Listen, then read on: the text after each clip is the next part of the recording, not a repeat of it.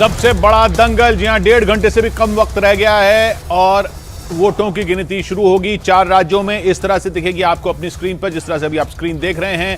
Screen के ऊपर बाईं तरफ आपको हर तरह के फैक्टर, बीजेपी के दिग्गज और हर सीट पर, हर राज्य के हर क्षेत्र के बारे में पूरी जानकारी मिलेगी। जैसे अभी आप बुंदेलखंड देख रहे हैं मध्य प्रदेश में, जहां 26 सीटें हैं, उनमें बीजेपी और कांग्रेस और अन्य में कैसे बटेंगी। ग्वालियर चंबल की 34 सीटें जो हैं अभी आप स्क्रीन पर देख रहे हैं, वो कैसे बटेंगी। अभी 0-0 है।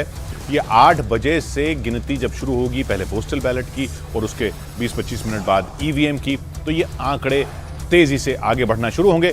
दाईं तरफ ऊपर स्क्रीन पर आप देख रहे हैं बड़े चेहरे, वो कौन सी जगहों से लड़ रहे हैं, उन सीटों पर वो जीत रहे हैं, हार रहे हैं, आगे हैं, पीछे हैं, वो सब एक एक चेहरे के बारे में आपको दिखेगा। चारों राज्यों के, याद रखिए 5 राज्यों में चुनाव हुए, आज नतीजे सिर्फ 4 के आ रहे हैं, क्योंकि मिजोरम का नतीजा कल आएगा। 4 कौन से राज्य? मध्य प्रदेश, राजस्थान, छत्तीसगढ़ और तेलंगाना। या तेलंगाना जहां केसीआर की पार्टी की सत्ता थी, छत्तीसगढ़ जहां कांग्रेस की सत्ता है, जहां राजस्थान जहां कांग्रेस की सत्ता है, और बीजेपी की सत्ता है मध्य प्रदेश में, जो पिछली बार कांग्रेस जीती थी लेकिन अब बीजेपी की सत्ता है। इनमें बीजेपी और कांग्रेस में राज्य कैसे बट रहे हैं, ये आपको नीचे स्क्रीन पर भी वो भी दिखता रहेगा। इसके अलावा हमारे साथ यहां एक्सपर्ट्स मौजूद रहेंगे न्यूज रूम में, यहां इलेक्शन स्टूडियो में। एक्सपर्ट्स इस पूरे स्कोर बोर्ड को देखेंगे। इस पूरे स्कोर बोर्ड में हर राज्य का अपना एक स्कोर बोर्ड है, जिसमें उस स्कोर बोर्ड में उस राज्य की में कौन सी पार्टी कितनी सीटें ले रही है वो आ रहा है, उसमें कौन से चेहरे जो हैं उनकी क्या स्थिति है वो लगातार आता रहेगा। जैसे ये मध्य प्रदेश 230 सीटें, बीजेपी अभी 0 दिखा रहा है, कांग्रेस 0 दिखा रहा है, अन्य 0 दिखा रहा है। ये कैसे बट रहा है वो दिखेगा। फिर उसके क्षेत्र मध्य प्रदेश, मालवा निमाड़ की 66 सीटें वो बीजेपी और कांग्रेस में कैसे बटेंगी। विंध्य प्रदेश की 30 सीटें बीजेपी और कांग्रेस में कैसे बटेंगी। ये यहां पर आंकड़ा बढ़ता रहेगा। अलग अलग क्षेत्रों के बारे में भी, ग्रामीण इलाके 194 230 में से ग्रामीण सीटें हैं, उन ग्रामीण सीटों में बीजेपी और कांग्रेस में कैसे बट रही हैं।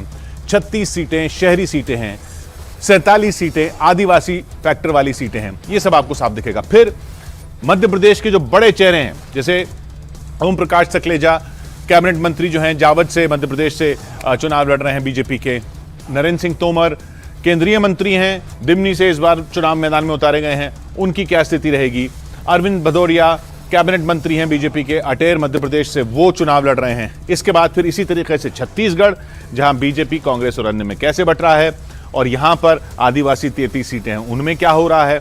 यहां के बड़े चेहरे जो हैं छत्तीसगढ़ के, गिरीश देवांगन जो हैं, जैसे राजनांदगांव से रमन सिंह को चुनौती दे रहे हैं, पूर्व मुख्यमंत्री को, उनकी सीट पर क्या हो रहा है, ये यहां पर आएगा। इसी तरीके से यहां पर राजस्थान के पूरे नतीजे आएंगे पार्टी वाइज, फिर वहां के अलग अलग इलाकों के, बीकाणा के, मेवाड़ के, बीकाणा की 23 सीटें आप देख रहे हैं, मेवाड़ के भी आप 28 सीटें जैसे स्कोर बोर्ड पर देख रहे हैं। फिर यहां के बड़े चेहरे, प्रताप सिंह खाचरियावास सिविल लाइन्स जयपुर से चुनाव लड़ रहे हैं, सिविल लाइन सीट से। महंत बालकनाथ तिजारा से चुनाव लड़ रहे हैं, लोकसभा सांसद हैं, और कई लोगों का तो कहना है कि अगर बीजेपी जीतती है तो वो मुख्यमंत्री की रेस में भी रहेंगे। भरतपुर राजघराने के राजा विश्वेंद्र सिंह कांग्रेस से चुनाव लड़ रहे हैं डीग से, और आरएलडी के सुभाष गर्ग को इस बार चुनाव लड़ रहे हैं भरतपुर से। उधर जगत सिंह, नटवर सिंह के बेटे जगत सिंह नदबई से चुनाव लड़ रहे हैं। ये सारे चेहरे एक एक करके आते रहेंगे। इसी तरह से यहां पर तेलंगाना की 119 सीटों का हाल, BRS, Congress plus, BJP plus, MIM और अन्य में कैसे बट रही हैं। फिर तेलंगाना के बड़े चेहरे, ई राजेंद्र जो है, इटाला राजेंद्र बीजेपी से लड़ रहे हैं, पहले साथी थे केसीआर के गजवेल से, और गजवेल से अब केसीआर को चुनौती दे रहे हैं।